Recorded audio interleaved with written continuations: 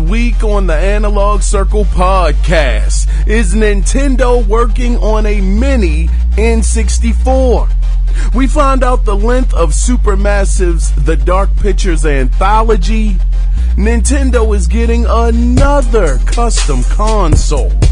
PlayStation gets name changes, and will Red Dead Redemption 2 come on 2 discs? All of these stories and plenty more in episode number 89. I am your host, Kiaun Mitchell, and I truly want to thank you guys for tuning into another episode of the Analog Circle podcast. Now, as always, guys, if you want to listen to some of the previously recorded shows of the podcast, go on over to Stitcher, iTunes, Audio Mac, SoundCloud, Google Play, wherever you want to go. The show is there.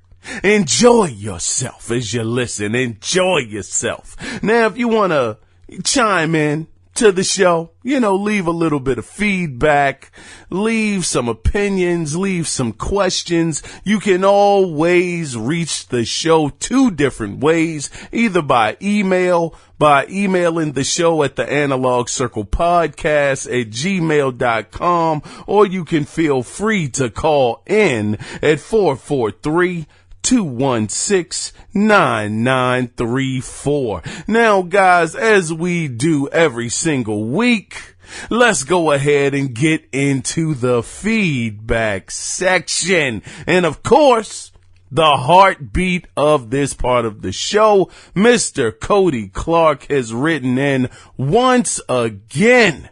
Now, the title of his email this week is Bass Awkward's Compatible. How did you get it? B-A-S-S, Bass. Here we go. Now, Mr. Cody Clark says, since you and I are close to the same age, I will say I mostly agree with the idea of the Nintendo.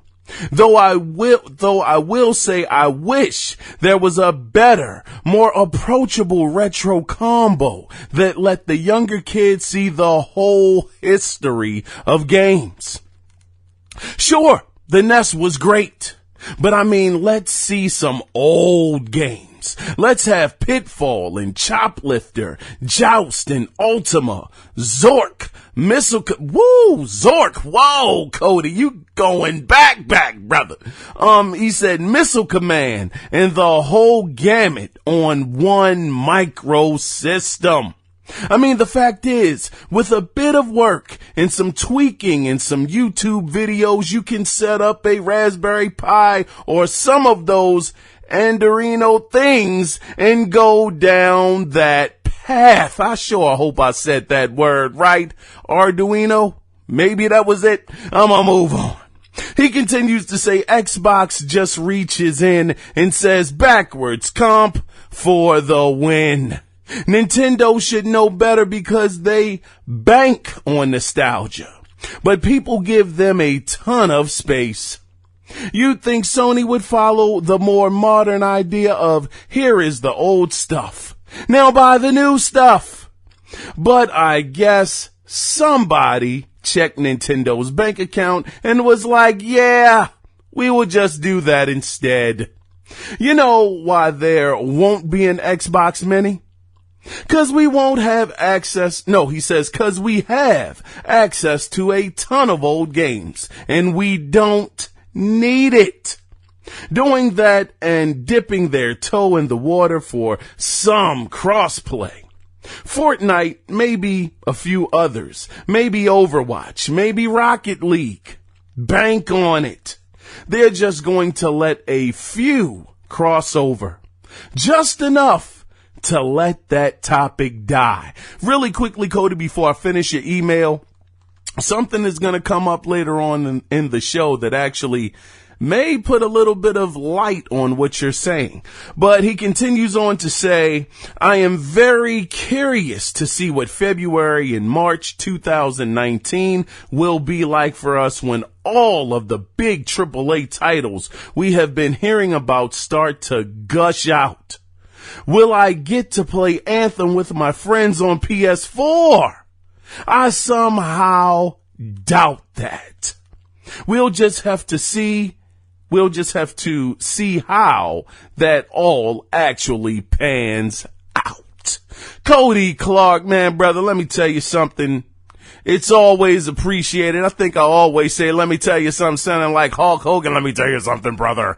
Man, I want to, just truly thank you for these emails that you send. And man, you brought up some really good points. I want to go over the all-in-one history box. I guess that's what we would call it. Let me tell you, that would be absolutely incredible if that could be done, Cody. But you know just as well as I know, probably licensing and, all kinds of, things of that nature. Some things having to do with music. And I know we're talking about old games from the Nintendo era, Sega Master System era, Commodore 64, kind of way back in the early days of gaming. But I'm sure that Nintendo isn't going to work with Atari and not have their games on the same platform. So I guess that would kind of be a pipe dream. It would be awesome if it could happen. I mean, having Zork on the same machine as Ultima and Missile Command, good grief, you're talking about old school, brother. I mean, doggone and wonderful, luxurious 1/2 of a 80p. You know what I mean? 80p. I mean, good grief, we're talking less than 8 bits back then on the Atari. But, another point that you brought up, it will be dope if it could be done. I'm sure, like you said, the Raspberry Pi, maybe that could be a solution for sure, to have all of those different games all under one roof would be amazing. But, Xbox, Xbox just made some more games backwards compatible with the Xbox One earlier this week. We're going to go over that as well. And you're right. It's no way we would need a Xbox Mini. I truly don't know if the system has that many games outside of, I would say for me, Jet Grind Radio Future and, man, that would be about it. I mean, maybe Splinter Cell, but come on, we got some backwards compatible ones for that too. But, also, in February and March, it's a ton of games, man. We are in Gameageddon up until, my goodness, man, I would say April or May of next year. So we're going to definitely be in the thick of things. But, I truly don't believe that Sony is going to make every game not backwards compatible, but cross-play compatible. I don't even think that developers are really going to do that. I mean, we'll have to wait and see, but it would be dope if you could play, PS4 guys on your Xbox One. I mean, I'm not all in for it. I'm like, whatever, but for those people that will use it and have a ball with it, I say, hey, more power to you. But man, Cody, I could keep on going on your email, brother, but because of time, I'm going to wrap it up. But Cody, as always, man, great points. And I truly, truly appreciate your email. Absolutely wonderful, brother. Thank you again. But from there, guys, we're going to get into what I've been into. And I must say, man, I picked up Fist of the North Star on the PlayStation 4. Oh, man. Oh, jeez, me Christmas. And I gotta say, I didn't play it. I know I'm such a fraud. Oh, I'm a fraud.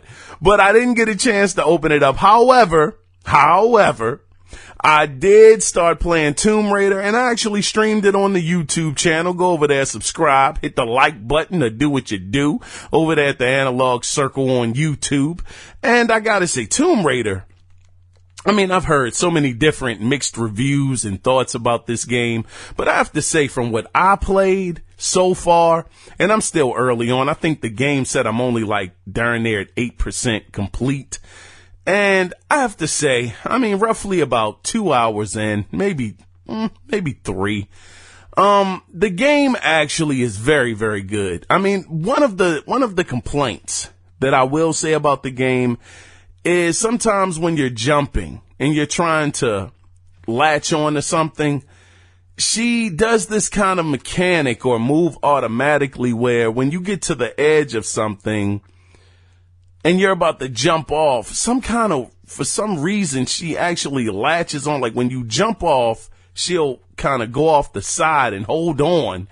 And it kind of messes up your rhythm of trying to jump to the next platform. That's the only main thing that's really getting on my nerves a bit. But graphically, the game has been great. It's been awesome. And I'm playing it on just a regular Xbox One, no X.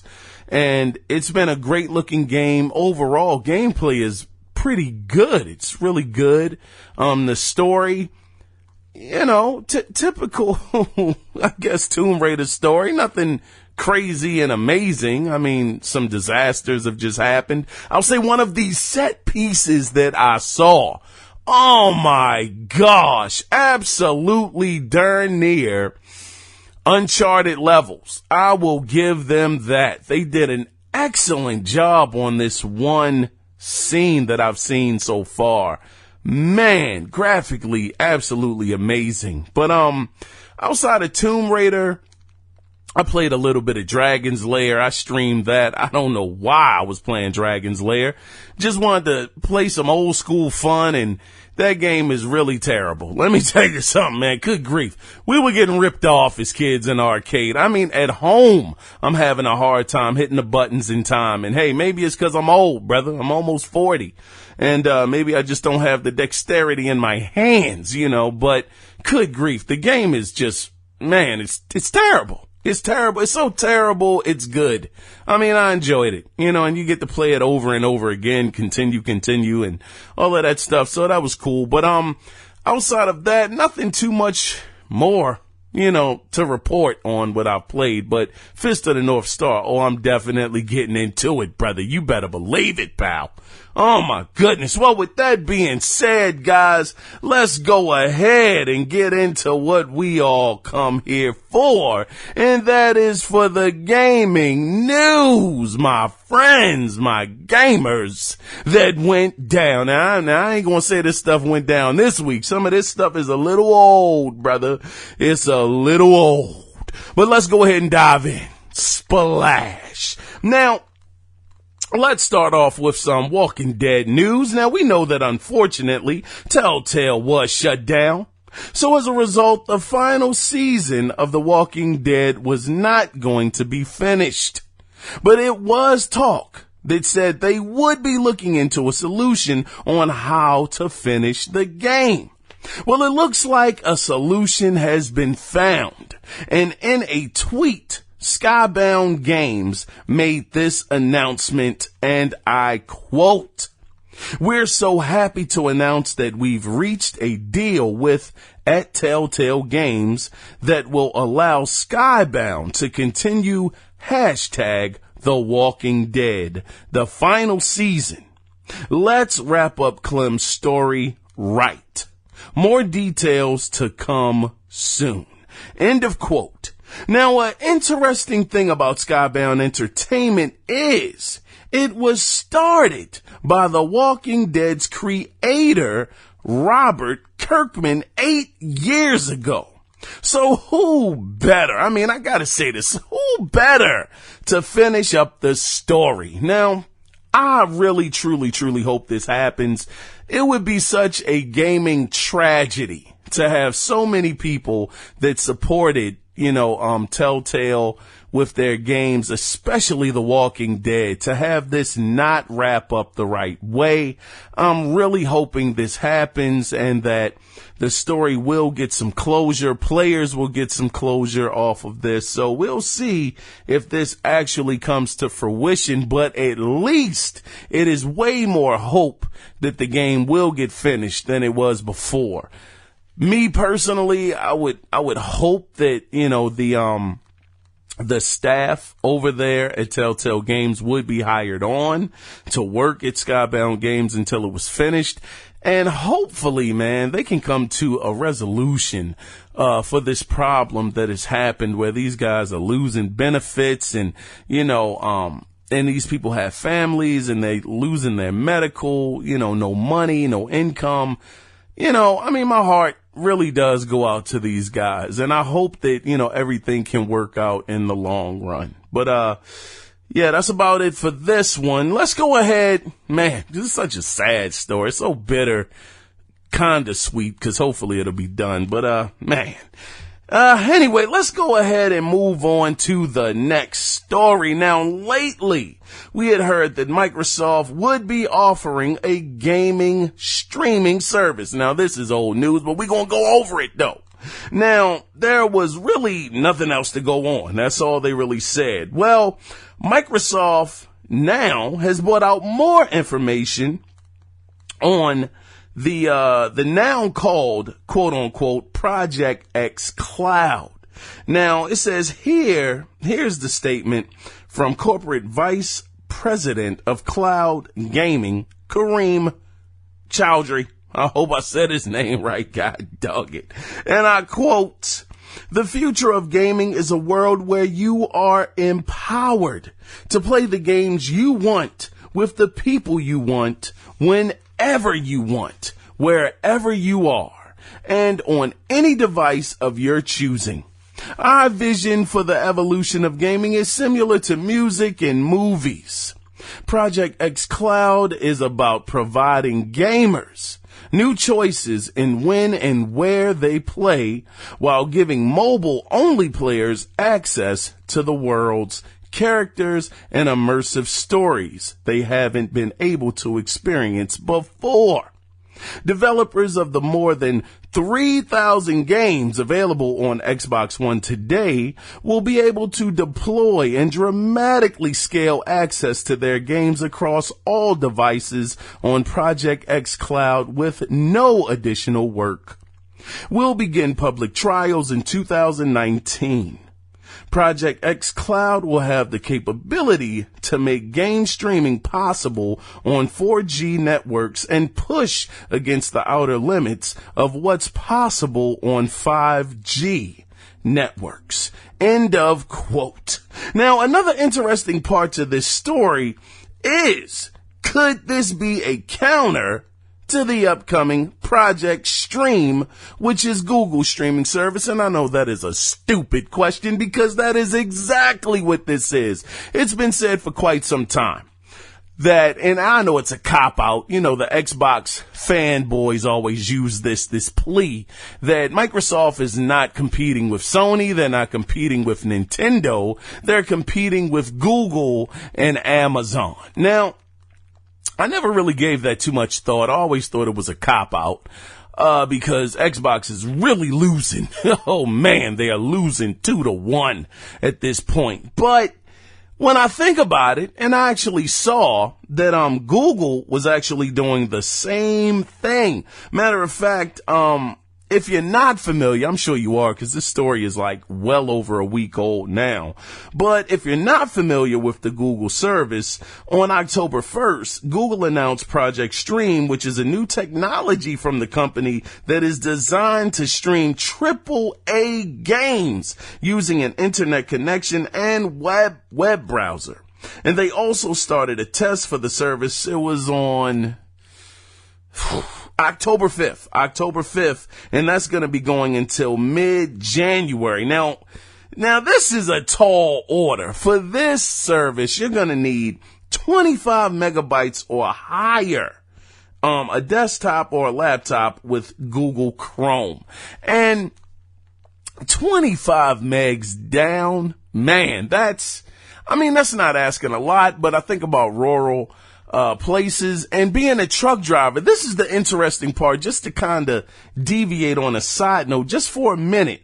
Being a truck driver, you realize, good grief, a lot of places in the U.S., and I'm only on the East Coast, they don't have internet. I'll be going through certain towns and places in Pennsylvania,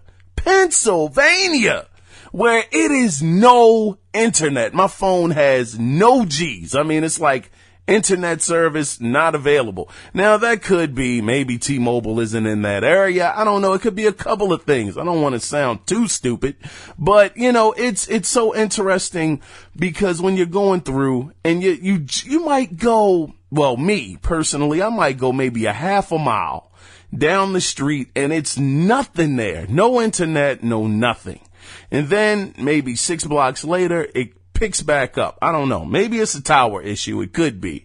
But you talk to people and they're like, my internet isn't that great. And it's so interesting. So with Google actually making it 25 megabytes that you need to run this, that could be a bit of a problem. We don't know. I mean, all of this stuff is brand new. Nobody knows what's going to happen. A lot of people are pushing against it. Me, myself, I'm more of a traditionalist, but I'm old. I'm an older guy. These young kids, these young guys and girls, that are, teenagers right now or 8 and 9 years old, they've never seen a physical music disc. They don't know what a CD is, an 8, 9-year-old, so it's just a different era. And I mean, playing on your phone, that's just not the move for me, Chief, but, whatever. But, thought this was very interesting. I guess we'll have to see how this all comes out in the wash. Maybe it'll be a great idea. Maybe it won't, but good grief. Microsoft, just continue to make the games, brother. Make the games and concentrate on that as well. But, moving on into the next story after I beat that to death. Good gosh. Now, on October 13th, it will mark the 2nd year anniversary of PlayStation VR. Matter of fact, happy birthday, mother lover. You turned 2 a couple days ago. Now, to celebrate that, they are having several games that will be coming out in October, such as a new free demo of Astrobot Rescue Mission. Firewall 0 Hour DLC will be coming out, but the one game, oh man, that did stand out to me, and I'm not even a fan of it, was Borderlands 2 VR. Now that will arrive on December 14th, and the good news is it's being developed by Gearbox Software. And it's going to be available for pre-order on the PlayStation Store for $50. This game, I'm going to tell you something, man. When I saw this, I'm like, this is very, very interesting. First off, I have to give Sony a lot of credit. Gotta give them a lot of credit because they are not giving up on the doggone PlayStation VR. And I know it has not really knocked it out of the park. I think they said out of the 80 million console owners, maybe they've sold maybe 2, maybe 3 million PlayStation VRs. I think that is not great, but I mean, nonetheless, Sony is like, forget it. We're going to keep on pushing and pushing and pushing.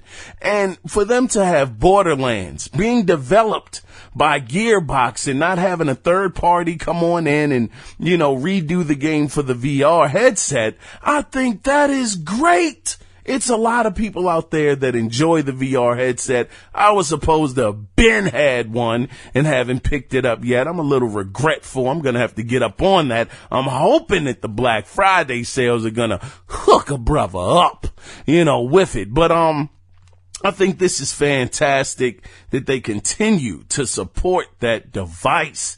And for you Borderlands fans out there, I'm not a fan of the game. I tried the game. Wasn't really my cup of tea, Chief. It didn't really do too much for me. But for people that are fans of it, that want to get lost in, Pandora's box or whatever the name of the world is, this will be excellent. At least I hope so. But nonetheless, yeah. Once again, happy birthday to the PlayStation VR. Now, moving on to the next story. Now, this next story, oh, buddy, oh, chief. This has been floating around for a while and nothing still has been confirmed by Microsoft. But according to a Kotaku report, Microsoft are in the final stages of closing the deal of acquiring I said that right, didn't I? Acquiring, who is it? Developer Obsidian Entertainment, who is best known for Fallout New Vegas. And now this was the quote when they were talking about Microsoft actually buying the studio. The quote was, "It is a matter of when, not if." That's the end of the quote. So right there, that says to me that this is happening no matter what. This is already set in motion. This is getting ready to pop off. And it's just a matter of when. So my thing is, XO 18 is coming up next month. November 5th, I think. I hope I'm giving you guys the right date. I went over it couple weeks ago. Just go back a couple episodes or look it up on Google. But this would be an excellent announcement that you guys got Obsidian Entertainment. Now I know that you guys might be saying, well, what the heck else has Obsidian worked on? Guess what? I didn't know this, brother. Man, oh man, did a little bit of research. Come to find out they worked on South Park, The Stick of Truth. Who the heck knew that they worked on that? And that game was a darn good game from what I heard. No, I didn't play it, brother. It wasn't my cup. But they also are coming to the table with Pillars of Eternity as well, which is, I believe, a PC game. So they have a little bit to offer. Microsoft, and of course, one of their strong suits being RPGs. That seems to be the thing. And people loved Fallout New Vegas. That was the pinnacle for some people of the series so far, of the franchise, I mean. So I think this would be a wonderful pickup. Microsoft needs the studios, and God dog, they are just not playing. Matter of fact, Microsoft, and I didn't even write this down. I meant to, but so my details on this may be a little sketchy, but I do know that Microsoft just picked up a guy that is working for the Initiative studio that comes from, I want to make sure, I said Rockstar, but I want to really make sure that's where he's coming from. I believe it is Rockstar. Another Rockstar employee is over there working on, I guess, some kind of game that they'll be bringing out, the Initiative. And I believe that studio is 10 years. You need 10 years or better experience in the industry. And, I started thinking about it, man. I'm like, man, we hear about these guys that they're getting, and, this guy's coming over from Naughty Dog. They got, another guy coming, like I said, from Rockstar, some people coming from the Arkham team that worked on Batman. And, I started thinking, God dog, are we starting to look at, these teams, these development teams like sports? For instance, you get the first round draft pick, and you're like, oh my goodness, this guy has this under his belt. He's made this many touchdowns. He's thrown, this many interceptions or whatever. It's like, man, that guy's great. Look at his resume. It seems like we are doing the same thing with gaming. It's like, oh man, that guy worked on Arkham Knight, or that guy worked on Red Dead Redemption. He worked on Max Payne 3. Oh my gosh, this guy worked on Grand Theft Auto 5. Oh, they're coming up with a dream team. This is going to be absolutely amazing. He worked on Tomb Raider. Oh gosh, it's game over. Game over, buddy. I mean, it just really seems like we are really looking at it from that perspective. Maybe it's just me, but man, oh man, I feel like we're talking about number one draft picks over this mother lover. But we'll see what happens, man. But anyway, back to Obsidian though. I think this would be an excellent pickup. This would give Microsoft, 6 or 7 studios? I mean, I'm not going to go through all of them because I can't remember all of them off of the top. But we'll see what happens. XO18, they come out on the stage, talk about Obsidian, and then maybe, it's been talks, of course. Nothing is anything until Microsoft comes out and says it, but it's been talks that they've been trying to get MDHR on board. They've been trying to get Moon Studios, which is the Ori and the Blind Forest studio, on board. Oh my gosh, they would be two huge pickups. Even though they're more so on the indie side of things, they're not like huge AAA blockbuster games, but man, they pack a heck of a punch. Both of those games, imagine they would continue to build out their portfolio. So we'll see, man. We will see. Let me get off of this before I keep on rambling on about it. Let's go ahead and move on into some very, very cool PlayStation news and a feature that is long overdue. Now, Sony has finally announced that PlayStation users will be able to change their PSN IDs in early 2019. Oh, that was like the heaven joint. Anyway, moving on. Now, along with this news, it was also said that the first PlayStation, or I should say PSN, name change will be free. But any after that will be $9.99. But this actually is cool. Now, if you're a PlayStation Plus member, it will cost you $4.99. Now, this is something that maybe Microsoft could just take a tad bit of a page off of this, because this is absolutely awesome. You get you get to pay half the price for the name change if you're a PSN Plus member. I don't remember, Microsoft doing this with Xbox Live Gold. And I know people get tired of people always talking, comparing the two, saying, well, golly, Microsoft has been doing it this way for years. Why should they have to change and switch just because Sony is doing it? I say, why not? This is why competition is good. This is why the console war is necessary.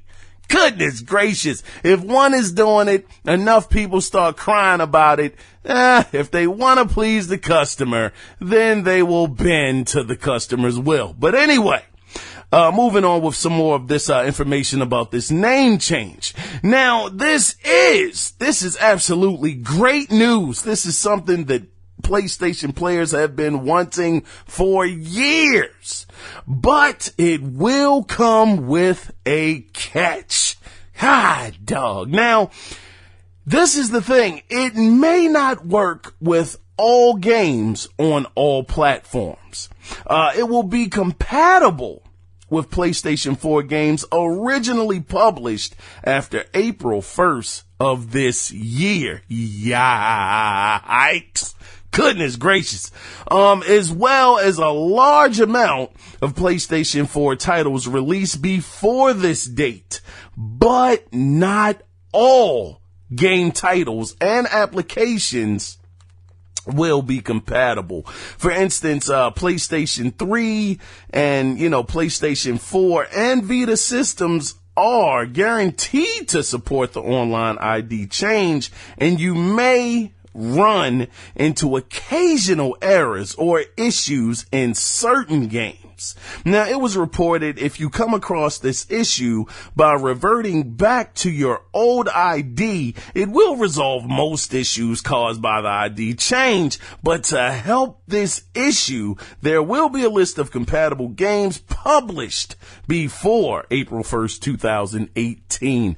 So, basically, anything that came out this year, God of War, Spider-Man, Fist of the North Star, the new Yakuza game. Any game from this year and moving forward, it's gonna work. You're gonna be in a fine, absolutely great spot to have your new name pop up. But with these PlayStation 3 games and certain PlayStation 4 games, like the article said, that were out before April of this year, you may come into some issues, but, like I said, reverting back to your old ID, it should resolve most of the issues. But nonetheless, the great thing is that, this time, not even this time last year, but in December, it was said that this would be a situation that would be resolved by the time the next PSN would have, come up, which would have been a couple of months from now, not far from now. This would have been resolved. So at least they definitely stayed on track and they are delivering. So I think that should definitely be applauded. I mean, these couple of, kind of, rugged around the edges, type of situations about it not working with everything. Hopefully that can be smoothed out eventually, but I think it should be commended that PlayStation, Sony, that they actually listen to their fan base and they're making the proper changes to something that has been asked for many years. So kudos to Sony for doing that, and hopefully this situation gets better with time. Now moving on into some Rockstar news. Oh, we are on the cusp of daggone Red Dead Redemption 2. Oh my gosh. Now, in Rockstar news, courtesy of Vulture, it was a interview was with Rockstar co-founder Dan Houser, who confirmed, and I quote, "We were working 100-hour weeks for several periods of time in 2018. Oftentimes at the end of a project, developers will crunch. They will crunch." End of quote. Now, these are a couple of stats that I thought were very interesting about this game. Absolutely astounding, actually. Now, the final game has 300,000 animations and 500,000 lines of dialogue. God dog it! Man, oh man. Now, this was the thing that really, really blew me over the edge, okay? I mean, you're talking about 500,000 lines of dialogue. Jeez, me Christmas. That is a lifetime in a game. I don't even know how many lines were in a Mass Effect game. I don't know. I'm not gonna start a doggone rant on this, but this game, they said it's going to average to finish it. Now, I don't know. Now, this is the thing. I don't know if this is to 100% the game or if this is to get through the campaign. That's the caveat with this one. I'm not sure. But they did say that the game will be it's going to be 65 hours long, and it could be longer because this is estimated mileage and it can vary. Now, as far as the third Red Dead Redemption goes, Mr. Houser said, and I quote, "Rockstar will only do it if Red Dead Redemption 2 does well enough and we think we have other interesting things to say." End of quote. First off, let me address the let's address the elephant in the room. When Dan Houser came out and said that they were working 100-hour weeks. Now, the math on that, I believe, is if you were working 100 hours a week, man, why did I put myself in this position? I ain't got no calculator, god dog it. What would that be? About 14 hours a day, maybe 7 days a week that would happen. Man, I hope that's the right math. But that would be about the average of how long these guys would be working. But it seems like that it is actually, that is the practice. Now, he did say that wasn't every employee. Everybody had a choice. You come in, you do your work, you do your time, and you go back home. But for some guys, they wanted to stay, they wanted to knock it out. And as a result, they had to do 100-hour weeks in the quote unquote crunch time of the game. So, I mean, it seems like this is regular, this is normal. I'm not in the industry, so I can't 100% say if this is accurate. I remember Amy Hennig had a bit of a problem with this with Naughty Dog. She said that guys were being worked a little too much. They weren't able to see their families. And, home life kind of suffered as a result of trying to finish a game. Now, this is the thing. I'm not 100% sure how the politics of this works, but, it seems like it was normal. Some people are saying they want to boycott Red Dead Redemption 2. Get the frick out of here. I ain't boycotting no Red Dead Redemption 2. Are you crazy? Man, it ain't like they did a Telltale move and fired everybody once the project was done and said, hey, you get no compensation. Geez, me Christmas. Somebody tell me, what it is. Cause I'm gonna be honest with you, man. Red Dead Redemption 2 comes out. I'm day one. All right. 100 hours worked by the employees and all. I'm there, man. Shoot. I don't see anything wrong with it. If it is something wrong with it, somebody correct me and school me and tell me, what the rules of engagement are as far as the work week for the average developer. But, outside of that, getting more on a lighter note, God, dog, 65 hours, man. Absolutely insanity. This game is going to be absolutely great. I've been hearing so many wonderful things about it. I'm so pumped up about it. I'm just so darn excited. Can't wait, man. I just cannot wait. So, none of us will have to wait too much longer because it will be releasing very, very soon. 26 can't get here fast enough. Gosh. But moving on, and a quick news story, 505 Games has announced that Hellblade will be getting a physical retail edition coming to both the PlayStation 4 and Xbox One on December the 4th. Man, that's awesome. The game is done pretty well digitally.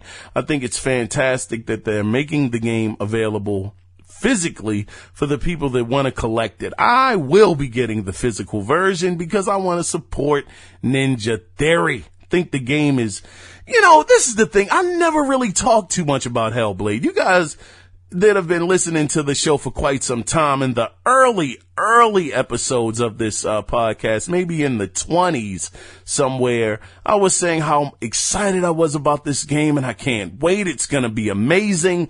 I picked it up on the PlayStation 4 and I put some time into it. The game is absolutely, I might have talked about it. I'm sure I did on here. The game is so great. The graphics are stunning. It's absolutely a phenomenal looking game. It's amazing to me what they were able to accomplish with such a small team. Absolutely astonishing.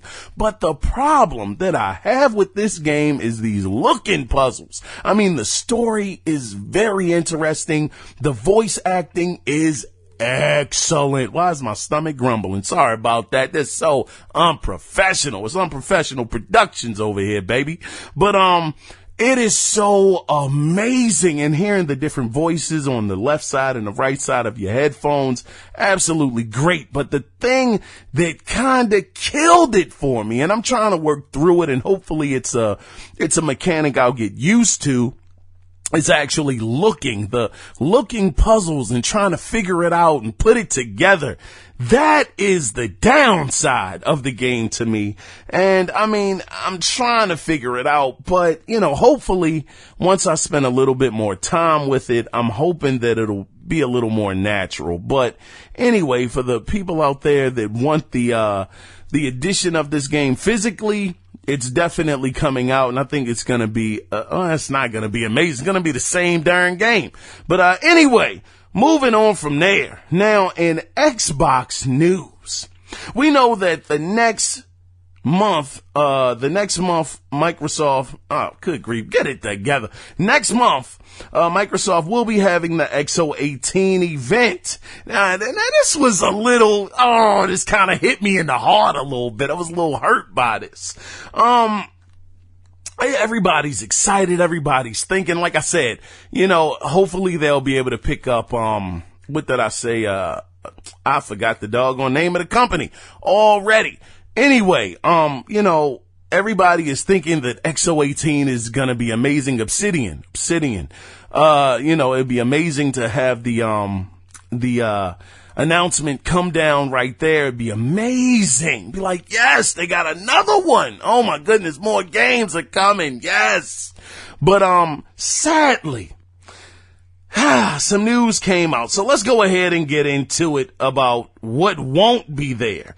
Now, like I said, next month, XO18 event is happening and, is getting some pretty big announcements. That's what Phil said. They're going to be getting some big announcements, not only from first party, but third party announcements were going to be made as well. But if you thought Halo Infinite would be one of those games shown at the event, you would sadly be wrong. Now, according to 343 community director Brian Gerard, via Twitter, he answered a fan question pertaining to this by saying, and I quote, "I'd love to start getting more info out there. And we're talking internally about what, when, where, how, but nothing currently planned for XO18. End of the darn quote.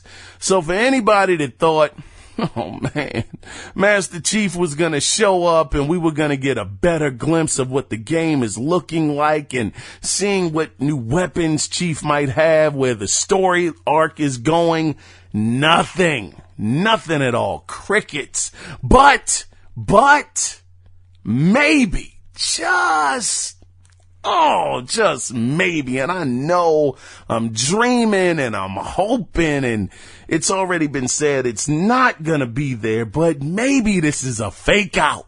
Do you guys think that the game may show up there and they're just trying to keep it quiet, not talk about it, just so it can be part of the surprise? Of course, we have the facts. Nothing is planned, but in the back of my mind, God, dog, I just want to believe. But, we'll see what happens. I mean, we don't have much longer to wait. This month is almost over. November is about to come rushing in. And, we'll see what happens once the show begins. Now, another quick news story. Now, if you have wanted, now this is actually pretty cool. If you have wanted an Xbox One X, but don't have $500 like myself, I don't have $500, GameStop is running a promotion where if you trade in a PlayStation 4 Pro, that will get you up to $300. No, actually, it'll get you $300 towards an Xbox One in-store credit. Or if you trade in a PlayStation 4 Slim or just a regular PlayStation 4, a Nintendo Switch, you will get up to $250. And if you trade in the original Xbox One like myself, I got an originale, you will get up to $200 depending on the condition of the unit. Now, this is going to be good. This deal is going to be good up until October 28th. So if any of you guys have been interested in getting an Xbox One, but you want to get that price down, then this may be a viable option. I mean, good grief. Imagine, God dog, imagine being able to get an Xbox One X for $200 for trading in your doggone PlayStation 4 Pro. You know, good grief. Let's just unpack this for a minute. Let's just talk about it just for 1 minute. That is pretty astounding. Wouldn't you agree? I wonder, is Microsoft telling GameStop, hey, look, tell them trade in this. We'll cover the rest of the cost or whatever you might lose on the unit. Because how much can you sell a used PlayStation 4 Pro for if you're buying it for $300? What are they selling them for, $350? I mean, that either shows a lot of confidence from GameStop that these PlayStation 4 Pros are going to just fly off the shelf, whether they're used or new, for them to actually be giving you so much money for it, or is the Xbox One X struggling so much that they're like, look, this thing needs a boost. Go ahead, trade it in, get the most powerful console, and, worry about the rest later, because we're trying to move these units. Or, like I said before, did Microsoft come to GameStop, tell them this is what we need you to do, and we'll cover the rest of the cost? I don't know. Either way, this is a pretty good deal. That's actually an excellent deal. Man, oh man. Go ahead and do that, God dog it, if that's what you so desire. Moving on to the next story, man. We starting to run a little long. Thought we were going to be about 50 minutes. Look like we're going to be just a tad bit longer.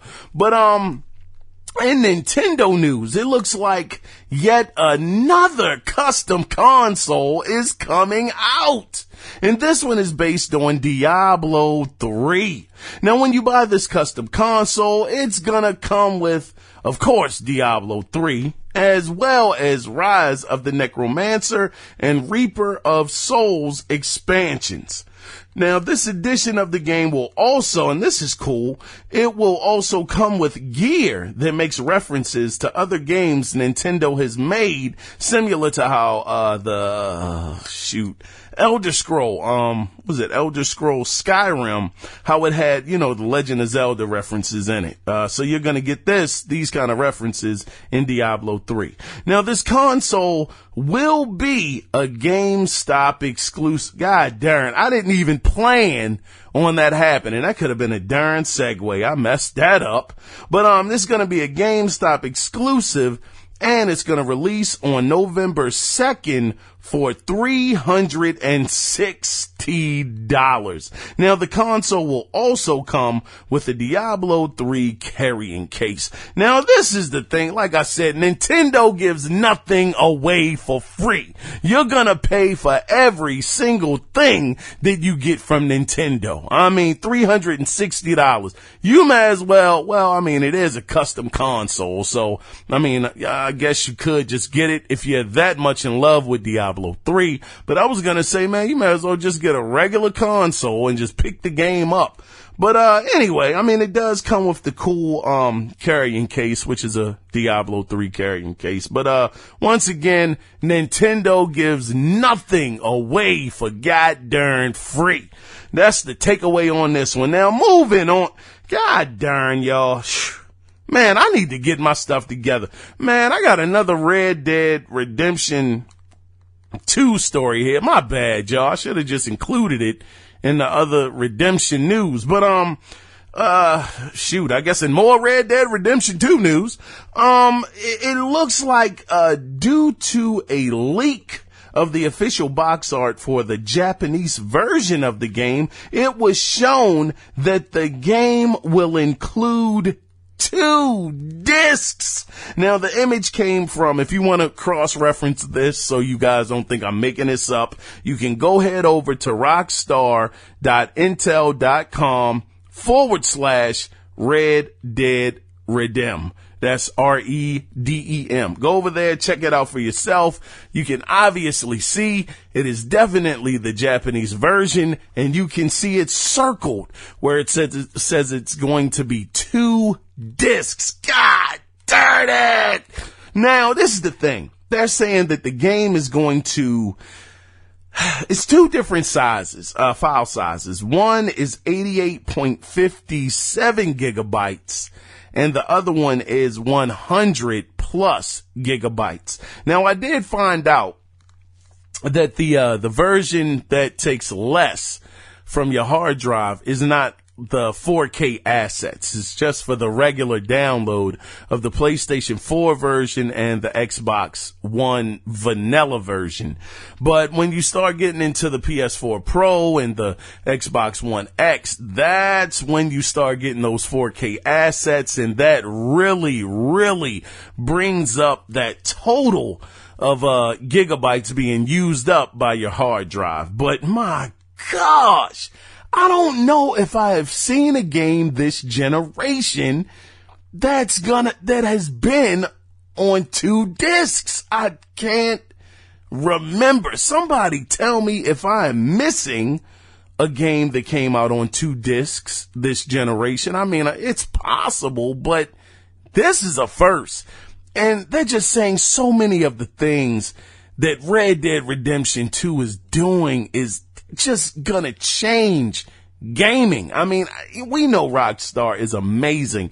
They are the grandfathers of the open world genre. Ever since the original Grand Theft Autos were overhead view, the 1 and 2, London or something else, they were the overhead views until, 3 came along and blew the doors off of everything we ever knew about gaming and the possibilities of things you could do in games.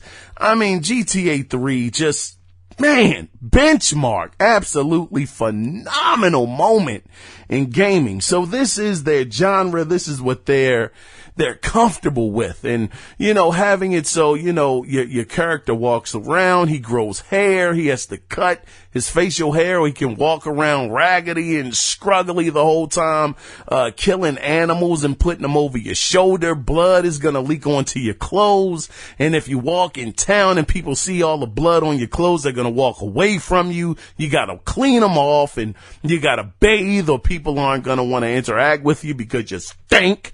And it's just the detail that, people are saying are in this game is something on a whole nother level that we've never seen. So for them to be, having to put the game on 2 discs, that says a whole lot, man. But, moving on, into the next story. God dang, how many more of these I got? We're gonna be here a little more than an hour, people.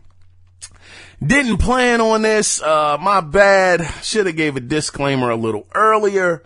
But, we're gonna keep on riding the boat, brother. We're gonna keep on rolling. But, moving on to the next story. Now, this is kind of circling back, to some Diablo 3 news. Now, of course, we know that it's coming to the Nintendo Switch, and it was rumors that the game would be cross-play enabled. But Blizzard has come out about this, and they have said about this situation, and I quote, "While we love the idea of bringing our players together across platforms, we do not have any plans to implement cross-platform gameplay for Diablo at this time." End of quote. Now, if you were wondering how this rumor got started, the rumor had actually started because a Blizzard rep said, it's, and I quote, "a question of when, not if." Here we go with this again. God darn. Just heard this about doggone Obsidian. But, anyway, that's where it got started. So hopefully Blizzard will have a team on this, get it together, get things, going across the board, and it'll be cross-play for all.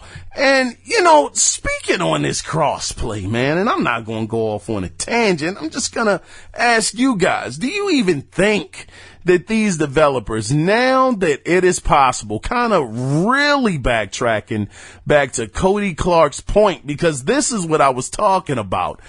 I don't think, well, do you guys think that these developers are going to implement this?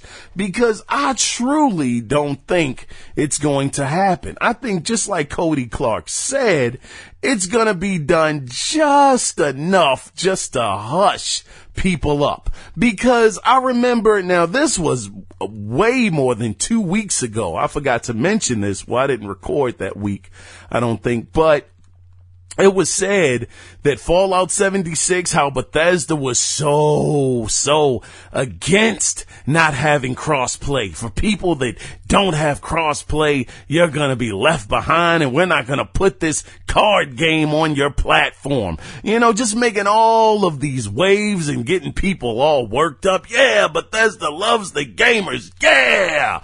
Man, let me tell you something. When Sony has said, okay, bang, go ahead, we pull the trigger, boom. You can do crossplay and all of that good stuff. What did Bethesda say about Fallout 76? they started moonwalking like a mother lover. They start saying, well, we don't know if we can do it just yet. We're going to have to, get a team on it. We're going to have to research and, figure out when we'll be able to do it. And all of these excuses when they were on the front line acting like, man, all we got to do is press the red button and everybody's playing with each other on all the platforms. Now all of a sudden they are mum. They're not saying a darn word except for, we got to figure it out. We're going to talk about it another time. Yeah, Sony called you bluff, you mother lovers. So now you running scared. So we going to see, man. I truly don't think that too many of these developers are going to be doing this cross play. I don't see it. I think for the most part, it'll benefit the smaller game devs, the Rocket Leagues of the industry, guys that are not AAA, but more like AA. And that's not a knock towards them, but I just don't know if they're going to put the resources into it, these AAA studios, to make that happen. So we'll see, though. But anyway, I said I wasn't going to rant. God darn it.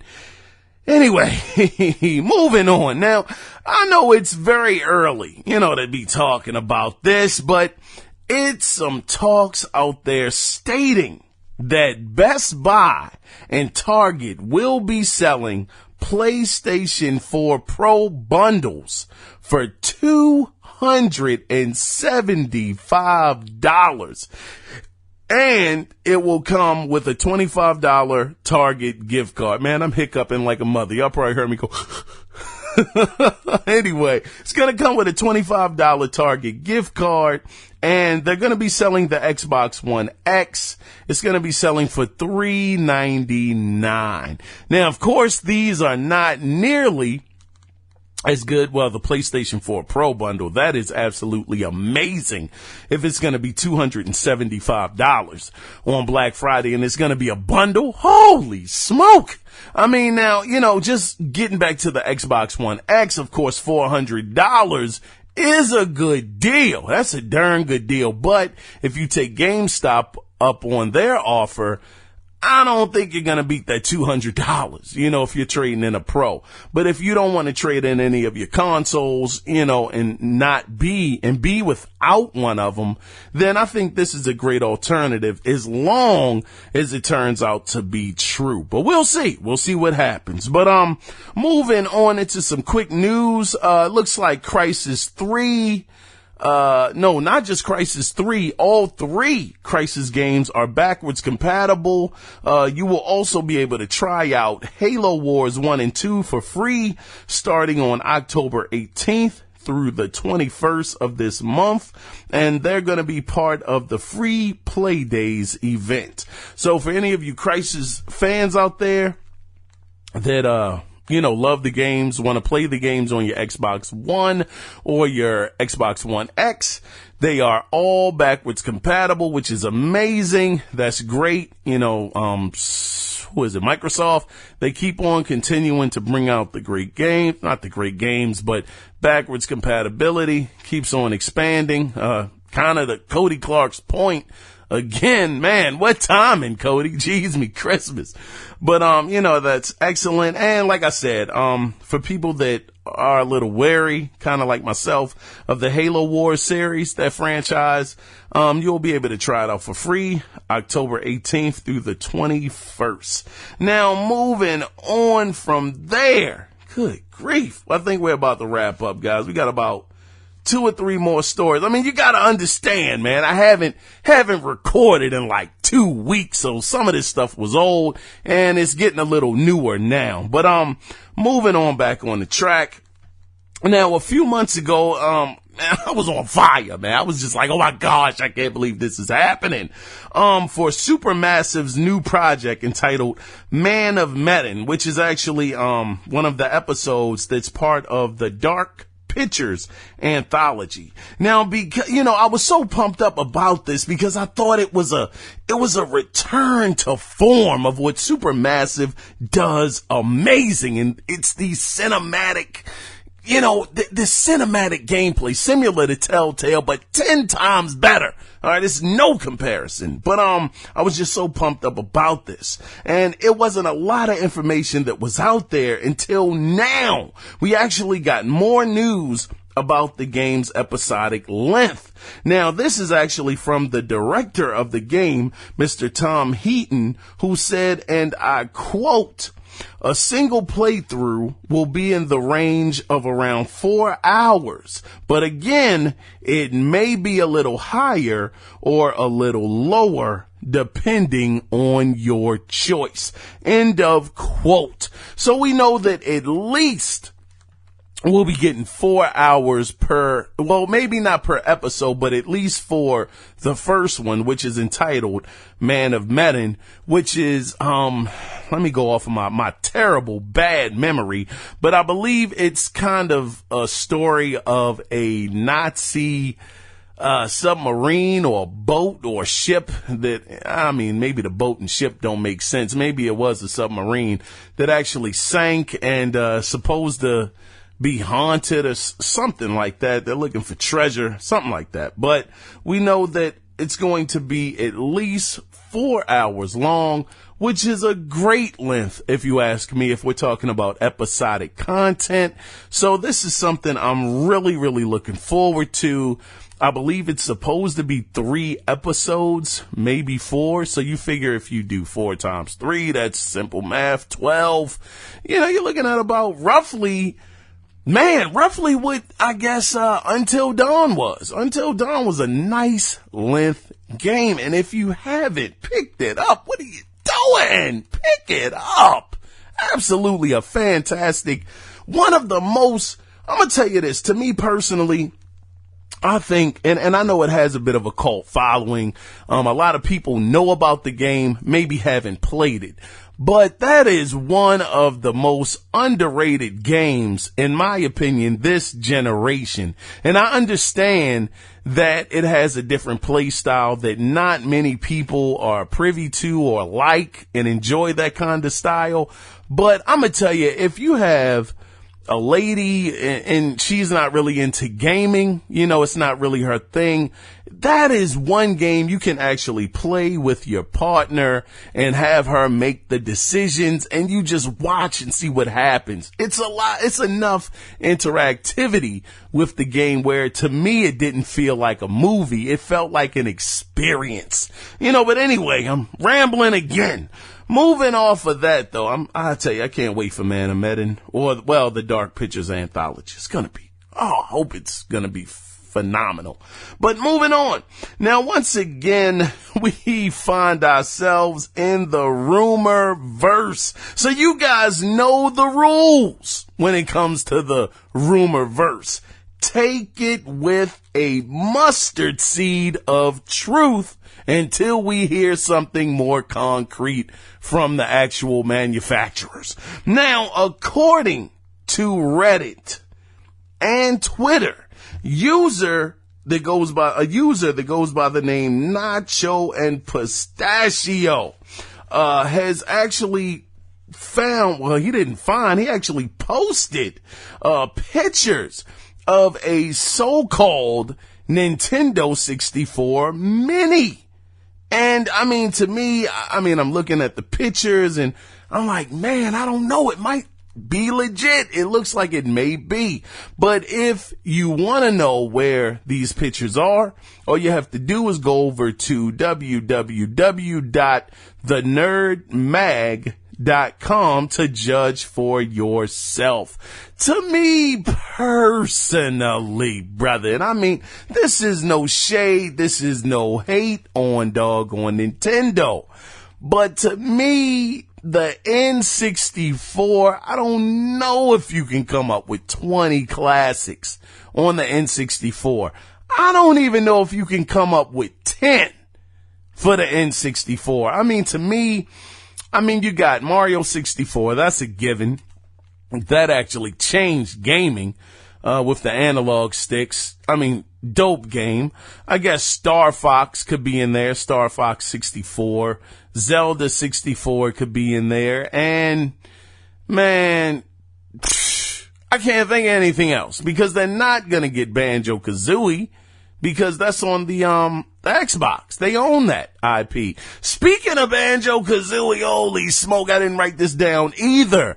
They are saying that it is rumored that a new Banjo is going to be released. And the guy, I don't know if it's the director or the writer or somebody on the team was somebody had discovered it because he had these different games in his profile. And in his profile it said Banjo-Kazooie 3, I believe, in the profile, and everybody was like, well, wait a minute. Whoa. That hasn't come out yet. What's going on with that? And he basically said, well, yeah, I've been, leaving Easter eggs years and years and nobody's ever picked up on it. So it's, it got a rumor started that maybe Banjo-Kazooie will be coming out again, a new version. And we know Battletoads is coming out next year. Banjo-Kazooie, baby. Let's do it. I mean, god dog. But getting back to the N64 situation, like I said, I don't think you can come up with 10. Maybe Wave Race 64. That gives us 4 games right there. Y'all come up with the other 6 because I got nothing. But anyway, like I said, once again, take it with a grain of salt. It's not been confirmed by Nintendo nor denied. So we'll have to wait and see. Excuse me, guys. I'm up here belching. Oh, my bad. Now, moving on into the final and the last story, eternity later, a small bit of info has come out about Remedy's upcoming game Control. Of course, you guys probably know what this is. It's the game that everybody, including myself, said looked like Quantum Break. Now, the game will star voice actor Matthew Peretta, who was the voice of Alan Wake, and it's also going to star James McCaffrey, who voiced Max Payne. Now, Matthew will be playing the role of Dr. Casper Darling, who was head of research at the Federal Bureau of Control. And James, he will be playing as Zachary Trench, who is the former director of the company. So this is going to be, for me, Control looks, I think I'm going to have to pick that up because unlike a lot of people, I actually enjoyed Quantum Break. I would love for Microsoft to give it a sequel, but we kind of know that's probably not going to happen. But another interesting tad bit about Control, if any of you guys are familiar with Hip Hop Gamer, he was actually interviewing one of the guys, I think the main guy, from Remedy, the director or the writer. But the interesting thing about it was that guy actually played Max Payne. He looks just like the original Max Payne, like from the comics, like Max Payne 1 and 2, like early Max Payne. He looks so much like that, like the actual character, because it was him. I was like, holy smoke, man, this is incredible. So you guys go over to Hot 97, check out the interview. Hip Hop Gamer had it. He was talking to the guys. He also talked to, the Tomb Raider team, and they were talking about DLC is coming in November. Definitely an interesting look, so definitely check that out. But, guys, finally, that is the end of the gaming news this week. Only took a long time, but stay tuned, guys, because we will be back after this week's Video Game Theater. Stay tuned, guys. Oh, it's nice to see you, John. Hello, Dutch. How's Abigail? Well, I hope. Ain't seen her for a while. 'Cause you've been chasing me? Let the woman go, Dutch. Of course. Of course. How's your little boy? He ain't so little now.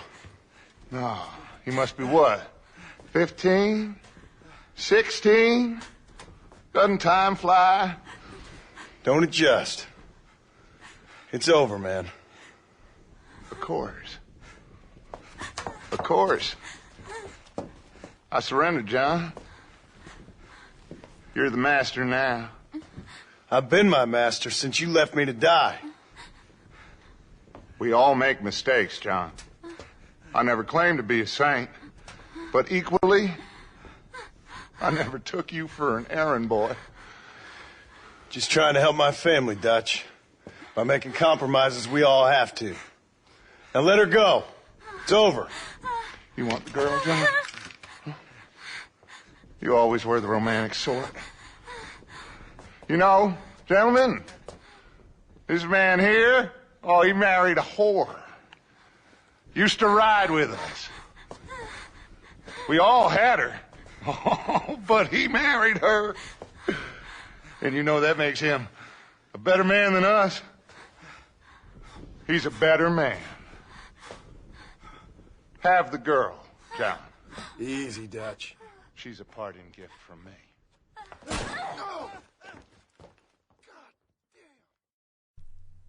And welcome back, guys. Welcome back. We are in the final section of the podcast, and as I do every single week, I leave you guys with a very quick question to get your opinion. Now, the question this week is streaming the future of gaming? Now, I'm asking this question because we see what Microsoft is doing. They're gearing up. We see Google, they're gearing up. PlayStation has already been geared up with Gaikai, and I can see a future. I mean, imagine this. It's not a future that I'm a fan of, but I can see it happening. I mean, look at EA Access right now on the console.